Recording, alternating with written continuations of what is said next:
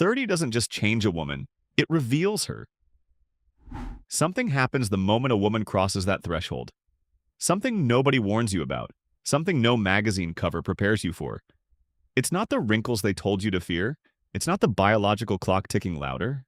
It's something far more powerful, far more unsettling, and far more beautiful than any of that noise. The woman who walks into her 30s is not the same woman who walked through her 20s, and she knows it. She feels it in her bones before she can even name it. The shifts that happen in silence, like in the middle of a conversation, in the mirror at 7 a.m., in the moment she finally says no without explaining herself, those are the ones that split her life into before and after. Some people call it growing up. They're wrong. This is about a woman finally stopping the performance she never auditioned for. And it will make the people around her deeply uncomfortable. Let's start by destroying the story you were handed about this chapter of your life. Everything you were told about turning 30 was a lie. The jokes, the warnings, the panic. All of it was written by a world that profits from women feeling behind, feeling less than, feeling like they are running out of time. Psychologists call this societal conditioning. From the time a girl is young, she is handed a script. Be likable, be agreeable, be small enough to fit. For most of her 20s, she follows that script because she was never told she had a choice. But around 30, the script starts to feel wrong, and she starts to question who actually wrote it. 30 is not a deadline. It is a detonation. And the version of her that spent her 20s shrinking and adjusting herself to fit into spaces that were never built for her. She starts to crack. And from those cracks, something entirely new begins to push through. This is not decline. This is the beginning of something most women never even knew was coming. The real changes happening inside a woman after 30 go so much deeper than anything visible in a mirror. The revolution is not happening on her face. It is happening in her mind. In the quiet moments when she finally starts listening to herself instead of everyone else. Psychologists talk about something called identity development. The idea that who you are is not fixed, but something you build over time. Research shows that women go through a powerful second wave of identity formation in their late 20s and early 30s. Here, this is the brain and the self finally catching up with each other after years of external pressure. The first thing that changes is her tolerance. Slowly and then all at once, she stops being able to pretend. Small talk feels exhausting. Friendships built on nothing real feel like work. Psychology explains this through cognitive dissonance, the discomfort a person feels when their actions no longer match their values. In her 20s, she could ignore that discomfort. After 30, it becomes too loud to push down. Her relationship with time changes completely. Psychologists connect this to mortality salience. Not a morbid obsession with death, but a quiet awakening to the fact that time is finite. When a woman truly feels that, she stops spending her hours on things and people that drain her without giving anything back.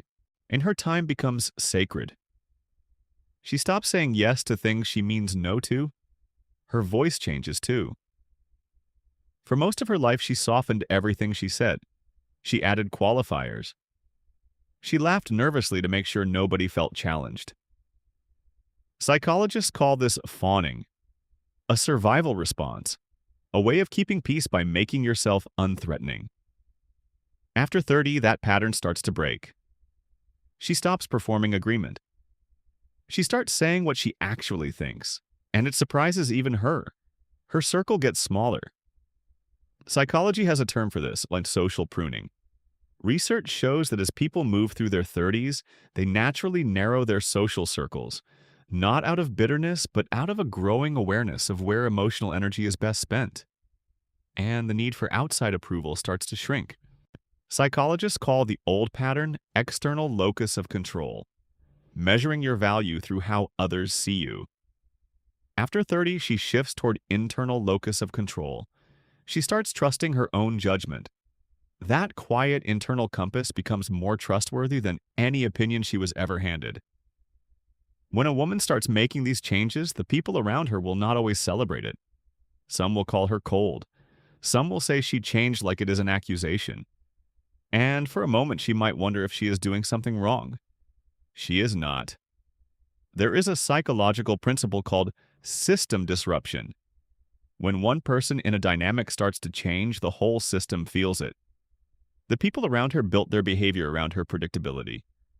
When she stops being endlessly available and agreeable, the system gets uncomfortable. That discomfort is not a sign she went too far. It is a sign she finally went far enough. Now the fear of losing people. That fear is real and it deserves to be taken seriously. Yes, some relationships will not survive this chapter. Some friendships will fade. Some people will leave. And that will hurt. But psychology gives us something important here through attachment theory. The healthiest relationships are built on honest connection, not on roles or obligation.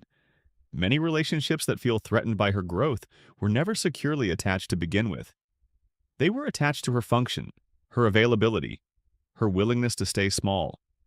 The moment she steps outside of that, those relationships have nothing real left to hold on to. The relationships that stay, the ones that hold the full weight of who she is becoming, those were always the real ones. The loss is not a tragedy, it is an edit. And every great story needs editing. This goes directly to every woman in her late 20s watching with quiet anxiety. There is no version of 30 you are supposed to become. Psychologist Erik Erikson described the 30s as a critical stage where a person moves from asking, "Who am I?" to asking, "What do I actually want to build with my life?" That question looks different for every woman. These changes do not arrive on a schedule.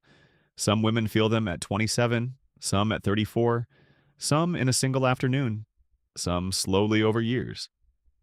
The only wrong way to enter this chapter is to keep performing the version of yourself built for everyone else's comfort.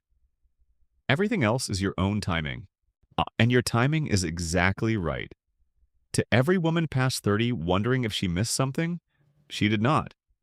Psychologists studying adult development have found that personal growth does not peak in youth and decline. It continues across the entire lifespan. The woman who begins this revolution at 38 or 44 or 52 is not late. She is exactly on time for herself. The quiet changes begin the moment a woman decides to stop waiting for permission to become who she already is. That moment can happen at any age. It can happen right now. On the other side of all of this is not a perfect life. It is not a life without hard days or loss or uncertainty, but it is a life that is fully and completely hers, with relationships chosen with open eyes, with standards that protect her energy, with a voice she no longer apologizes for using. Psychologists call this self-actualization. Abraham Maslow described it as the point where a person stops living for survival and approval and starts living as their most authentic self.